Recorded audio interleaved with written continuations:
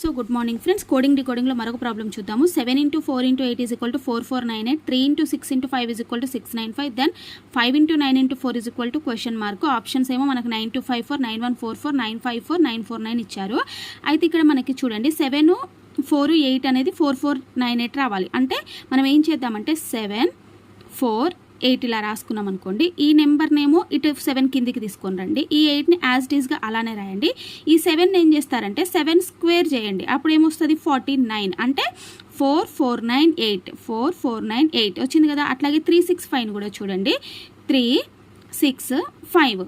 So ఏం చెప్పాను, 6నేమో ఇక్కడ రాయాలి, 3నేమో స్క్వేర్ చేయాలి, 9 అవుతుంది. 3 స్క్వేర్ చేస్తే ఈ 5ని యాజ్ ఇట్ ఈస్గా రాస్తాం. అంటే 695 వచ్చింది. ఇప్పుడు మనం దేనికి ఫైండ్ అవుట్ చేయాలి, 594కి ఫైండ్ అవుట్ చేయాలి. అంటే 5, 9, 4.